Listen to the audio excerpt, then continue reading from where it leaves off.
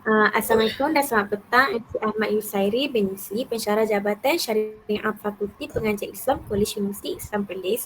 Pertama sekali, kami sebagai pelajar guru IPC Kampus Pulau Pinang ingin berterima kasih kerana sudi meluangkan masa untuk berkongsi ilmu kepada kami.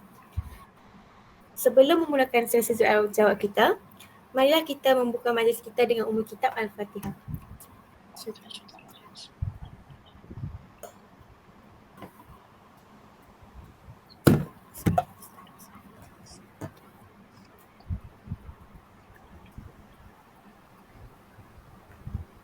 Pada petang ini, kami akan menguraikan individu dalam masyarakat yang berkualiti. Seterusnya, kami juga akan membincangkan sejauh manakah penghayatan akhlak mulia dan sunnah menjamin kestabilan hidup dan masyarakat yang makmur. Kita teruskan ke soalan yang pertama. Soalan yang pertama ialah, apa yang kita lihat daripada masyarakat kini dari sudut pengalaman Rasulullah SAW? Ulang soalan boleh? Dia sekat-sekat. Okey, apa yang kita dapat lihat dari masyarakat kini dari sudut pengamalan sunnah Rasulullah SAW? Okey, berapa minit? 10 minit. 10 minit, okey. Assalamualaikum warahmatullahi wabarakatuh. Alhamdulillah, wassalatu wassalamu ala rasulillah, amma ba'. Jadi Alhamdulillah, pertama kali dan selama-lamanya kita bersyukur kepada Allah Subhanahu Wa Taala atas segala kurniaan yang Allah berikan kepada kita pada hari ini dapat kita bertemu. Dan berkenaan dengan soalan yang ditanyakan, iaitu berkaitan dengan sejauh mana pengamalan masyarakat terhadap sunnah Nabi SAW. Jadi sebelum kita mengupas dengan lebih mendalam tentang apa itu penghayatan sunnah, kita kena faham dulu apa itu sunnah Nabi SAW. Kalau kita lihat berdasarkan kepada definisi para ulama berkaitan dengan sunnah, mereka menyatakan bahawa sunnah ini adalah ma udhifa ila Nabi sallallahu alaihi wasallam min qaulin aw fi'lin aw taqririn aw sifatin khalqiyatin aw khuluqiyyah wa ma udhifa ila sahabah aw tabi'in. Maksudnya apa yang disandarkan kepada Nabi SAW min qaulin daripada perkataan, aw fi'lin ataupun perbuatan, aw taqririn ataupun pengakuan, aw sifatin khalqiyatin ataupun berkaitan dengan fizikal Nabi SAW, aw khuluqiyyah ataupun berkaitan dengan akhlak Nabi SAW. Penghayatan masyarakat pada hari ini kalau kita lihat isu berkaitan dengan sunnah ini, apa yang kurang adalah pemahaman terhadap sunnah itu sendiri. Masyarakat faham sunnah itu, sebahagiannya memahami bahawa sunnah itu dengan berenang, dengan memanah, kan, dengan naik kuda dan sebagainya. Sedangkan skop perbahasan sunnah itu sebenarnya meluas. Sebab itu kata Nabi SAW dalam sebuah hadis, taraktu fikum amrain lan tadillu in tamassaktum bihima. Aku tinggalkan kepada kalian dua benda yang mana kalau kalian berpegang dengannya, kalian tidak akan sesat. Yang pertama adalah Al-Quran, yang kedua adalah sunnah Nabi SAW. Jadi berkaitan dengan sunnah Nabi SAW ini, kalau kita lihat aspek kehidupan kita itu sendiri adalah sunnah yang perlu untuk kita garapkan supaya menjadi tauladan, menerusi apa yang dibawakan oleh Nabi SAW. Contohnya, bagaimana Nabi SAW berkomunikasi dengan masyarakat. Kan, kalau kita lihat dalam sebuah hadis, Nabi SAW bersabda kepada para sahabat, wala tahqiranna minal ma'ruf syai'an walau an talqa akhaka biwajhin talq. Janganlah kamu meremehkan perkara walaupun nampak perkara tu perkara kecil. Walaupun kita benda tu benda baik, tapi benda tu mungkin kita anggap remeh. Walau an talqa akhaka biwajhin talq. Walaupun dengan kita mengukirkan senyuman kepada saudara kita. Dan begitu juga dari sudut aplikasi sunnah Nabi sallallahu alaihi wasallam dalam kehidupan seharian adalah Nabi sallallahu alaihi wasallam memberikan salam kepada apa yang maksudnya siapa yang Rasulullah bertemu. Dan begitu juga Nabi sallallahu alaihi wasallam dari sudut kehidupan Nabi sallallahu alaihi wasallam, Nabi sentiasa bermasyarakat dengan orang ramai, dengan suara yang lunak, dengan percakapan yang baik, dengan nasihat yang penuh dengan hikmah. Jadi itulah yang perlu untuk kita faham bahawa masyarakat pada hari ini perlu kepada pendidikan terhadap teras sunnah itu sendiri. barulah dapat kita amalkan sunnah itu dalam kehidupan kita. Wallahu alam. Terima kasih Encik Isairi. Seterusnya kita akan proceed ke soalan yang seterusnya. Okay, baiklah Ustaz, untuk soalan yang kedua, sebagai seorang pendidik, apa nasihat Ustaz terhadap bakal-bakal pendidik ataupun kami lah dalam cara-cara untuk menyerapkan sunnah dalam generasi yang akan datang ataupun para pelajar kami yang akan datang nanti, terutama pula dalam dunia yang penuh cabaran zaman sekarang ni? Baiklah. Okey, berkaitan dengan soalan yang kedua, bagaimana kita nak mengaplikasikan sunnah Nabi SAW sebagai seorang pendidik.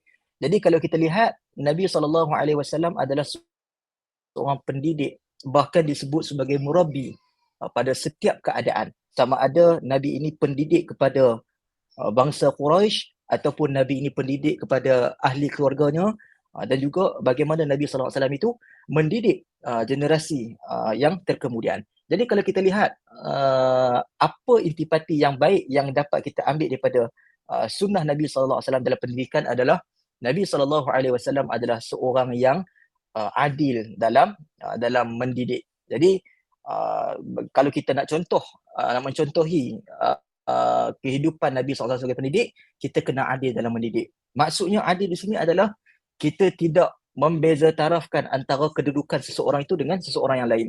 Misal kata, contoh kalau cikgu, dia mendidik kanak-kanak, mendidik ataupun dewasa dan sebagainya, ada sebahagian dia membeza tarafkan, yang ni yang kaya, layanan lebih. Yang ni yang miskin, layanan lebih. Bahkan Nabi SAW adalah insan yang adil. Siapa sahaja yang nak kepada ilmu, Nabi SAW akan mengajarkan. Bahkan kalau kita nak tengok keadilan Nabi ni sebenarnya meliputi pelbagai aspek.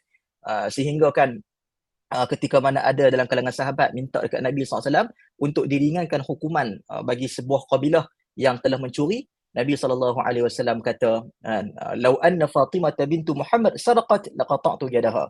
Kalaulah Fatimah binti Muhammad mencuri, nescaya aku akan potong tangannya. Menunjukkan Nabi SAW adil dalam memberikan pendidikan. Yang kedua, kalau kita tengok Nabi SAW ini adalah seorang pendidik bukan semata-mata dari sudut perkataan Nabi.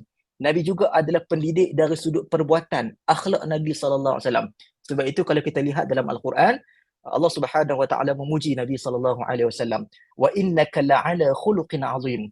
Dan sesungguhnya engkau wahai Muhammad memiliki akhlak yang mulia, akhlak yang terpuji. Kalau kita tengok, ada satu kisah. Yang ni kisah ni nak tunjuk kata betapa hebatnya Nabi sebagai seorang pendidik. Pada satu hari, ada seorang Arab Badui. Dia masuk dalam masjid, dia kencing di satu sudut masjid. Ketika Arab Badui itu kencing, dalam kalangan para sahabat ni pakat marah, nak pergi sergah lelaki yang kencing itu, tapi Nabi larang. Nabi tak bagi. Nabi tak bagi pergi sergah ketika mana dia sedang membuang air kecil. Sehinggalah Arab Badui ni selesai buang air kecil, barulah Nabi SAW perintahkan kepada para sahabat ambil air dan simbah ke tempat air kencing Arab Badui tersebut. Dan Nabi memanggil Arab ini, lalu berkata kepada Arab tersebut, dan sesungguhnya masjid ini adalah tempat ibadat, tidak sesuai untuk dilakukan perkara-perkara kotor seperti itu. Nabi tegur dengan baik. Kan? Bila mana Nabi SAW menyampaikan dengan cara yang baik, akhlak yang terpuji, Arab Badui ini boleh terima. Sehingga kan dalam riwayat, sebahagian riwayat mengatakan bahawa Arab Badui ini mengangkat tangan berdoa kepada Allah Ta'ala, Allahumma arhamni wa Muhammadan wa la tarhamni ghairuna ahada. Ya Allah ya Tuhanku, rahmatilah aku dan juga Muhammad, jangan engkau rahmati selain daripada kami. Maksudnya Arab Badui itu dia nak perli sahabat-sahabat yang nak sergah dia tadi. Jadi tengok bagaimana pendidikan Nabi SAW melalui akhlak. Dan yang ketiganya adalah pendidikan Nabi SAW juga bukan setiap masa Nabi ni lunak. Ada ketika Nabi SAW menunjukkan ketegasannya dalam pendidikan. Ada satu ketika ada seorang tentera, dia telah luka di bahagian kepala. Kemudian dia tanya kepada sahabat yang lain, ada tak benda-benda, maksudnya ada tak keringanan untuk aku tak mandi wajib, aku hanya sekadar bertayamum. Jadi kalangan sahabat lain kata, kami tengok engkau ni masih lagi boleh guna air. Kan? Air ada, kau kena mandi juga, mandi wajib macam biasa juga. Jadi lelaki ni mandi, sehinggalah membawa kepada kematian. Bila diadukan perkara tersebut sampai kepada pengetahuan Nabi SAW, Nabi kata apa? Qataluhu qatalahumullah. mereka telah membunuhnya, moga Allah membunuh mereka. Kan, Nabi marah. Kan, Nabi kata, kenapa tak bertanya dulu sebelum kamu memberikan fatwa? Fa inna shifa'ul ail as-su'al. Fa inna shifa'ul ail as-su'al. Sesungguhnya ubat kepada kebodohan itu adalah dengan bertanya. Maksudnya, ada ketika Nabi lembut, ada ketika Nabi menunjukkan ketegasan. Jadi itulah definisi bagaimana kita nak mencontohi sunnah Nabi SAW dalam pendidikan. Dan dalam pendidikan Nabi SAW, Nabi akan cuba sedaya upaya mencari jalan untuk mengelakkan fitnah. Ada satu ketika sahabat Nabi SAW, Muaz bin Jabal, sembahyang membaca surah yang panjang sehingga ada yang mufaraqah, yang berpisah daripada jemaah. Kemudian bila dikhabarkan kepada Muaz bin Jabal, kemudian Muaz bin Jabal kata, innahu munafiq, sesungguhnya dia munafik. Lalu bila diadukan kepada Nabi SAW, Nabi kata dekat Muaz, aturidu an takuna fattan ya Muaz? Adakah engkau nak jadi pembawa fitnah kepada agama ni, wahai Muaz? Jadi nampak tak bagaimana Nabi SAW mendidik para sahabat untuk menjadi pendidik yang berwibawa dan juga berkaliber. InsyaAllah. Wallahu alam.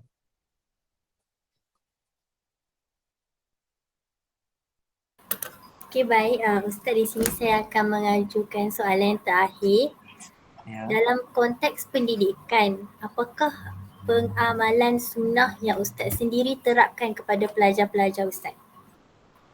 Okey.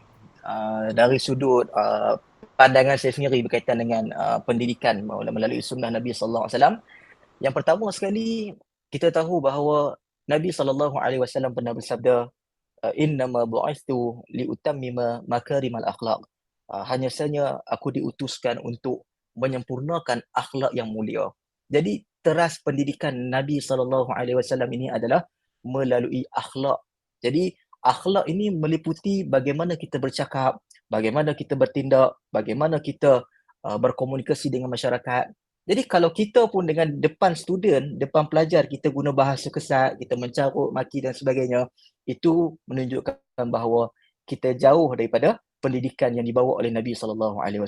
Jadi elemen yang pertama, sebagai seorang pendidik, haruslah menunjukkan akhlak yang baik, terutamanya di hadapan para pelajar yang beliau mengajar. Itu yang pertama.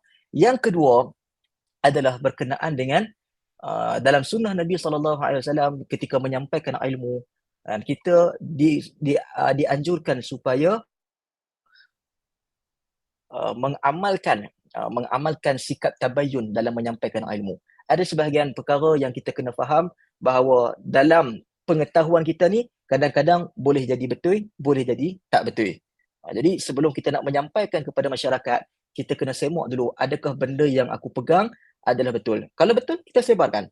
Kalau tak betul, lebih-lebih lagi kalau melibatkan sunnah Nabi SAW, kita jangan sebarkan. Kita semak dulu. Sebab apa? Contohnya kalau macam saya sendiri sebagai pensyarah Jabatan Syariah, terlibat dengan kajian berkaitan dengan hadis Nabi SAW, ada benda yang kita kena semak. Kalau kita tak semak, kita sebarkan, takut termasuk dalam hadis Nabi SAW, Nabi kata, man kadzdzaba alayya muta'ammidan falyatabawa maq'adahu minan nar.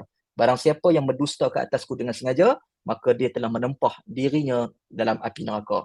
Jadi itu elemen yang kedua. Jadi yang pertama adalah berkaitan dengan akhlak, yang kedua adalah semak apa yang kita nak sampaikan. Yang ketiga adalah, ini yang terakhirlah, kita bila mengajar tak boleh syok sendiri. Maksudnya kita kena bercakap mengikut kepada kadar akal seseorang. Kalau dia orang yang tak berapa nak mahir tentang ilmu tersebut, maka kita kena menerangkan kepadanya bermula daripada peringkat asas. Jadi Nabi SAW ketika mana menyampaikan dakwah, Nabi menyampaikan dakwah itu tidak sama seperti mana Nabi sampaikan dakwah kepada Abu Bakar, tidak sama cara Nabi sampaikan kepada Arab Badui. Jadi kita kena tahu membezakan bagaimana kedudukan seseorang itu ketika kita bercakap. Jadi mudah-mudahan bila kita menyampaikan ilmu mengikut sunnah Nabi SAW, kehidupan kita dalam pendidikan ini akan terus berjaya, insya-Allah. Wallahu a'lam.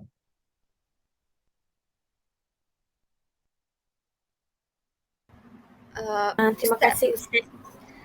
Boleh saya selit lagi satu soalan, Ustaz? Soalan, kata 3. Lagi satu, Ustaz. Boleh. Boleh, boleh, boleh. Mungkin nasihat ustaz lah yang terakhir lah. Nasihat ustaz untuk masyarakat kita kini, masyarakat majmuk ini. Nasihat ustaz dalam mengamalkan Al-Quran dan Sunnah dalam kehidupan. Nasihat ustaz ada semua. Ulang sekali lagi. Nasihat untuk masyarakat. Ya, nasihat ustaz untuk masyarakat dalam untuk amalkan sunnah dengan Quran lah dalam kehidupan seharian ni. Okey, nasihat. Okey, yang pertama sekali berkaitan dengan isu Quran dan Sunnah ni, kita kena faham bahawa ia adalah tonggak dan asas dalam kehidupan kita. Kita tak boleh lari daripada Quran dan Sunnah, kerana itulah yang meletakkan kita sebagai Muslim yang sejati.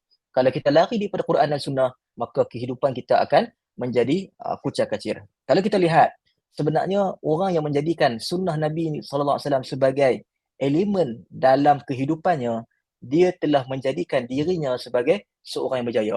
Contoh kalau kita tengok dalam hadis Nabi SAW, Nabi kata, "Man kanatil akhirati hammahu ja'alallahu faqrahu baina ainaihi wa jama'a syamlahu wa atathu minad dunya wa hiya raghimah." Barang siapa yang menjadikan akhirat sebagai perkara yang dititik beratkan, maka Allah Ta'ala akan menjadikan ja'alallahu faqrahu baina ainaihi. Allah Ta'ala akan jadikan kefakiran di tengah dua matanya, wa jama'a syamlahu. Allah akan himpunkan urusannya, wa atathu minad dunya wa hiya raghimah, dan akan datang kepadanya dunia dalam keadaan dunia itu hina. Jadi kalau tak silap saja, hadis tu bunyi begitulah. Jadi menunjukkan bahawa elemen dalam sunnah Nabi SAW dalam kehidupan masyarakat ni kita kena terapkan. Nasihat saya untuk diri dan juga masyarakat, faham dulu apa itu sunnah. Sunnah bukan semata-mata pergi berenang. Kan? Ada orang ingat semua berenang ke apa ke. Sunnah bukan semata-mata kita bersukan. Bukan itu saja. Sunnah ini meliputi semua aspek cara hidup kita sebagai seorang Muslim. Apabila kita melihat setiap perkara yang kita lakukan ini adakah dasarnya daripada sunnah Nabi, maka insya-Allah kehidupan kita akan menjadi teratur. Wallahu a'lam. Okey. Jadi terima kasih atas perkongsian daripada Ustaz Ahmad Yusari bin Yusri tadi. Kami harap kami dapat manfaatkan perkara yang telah dikongsi dengan kawan-kawan sekalian.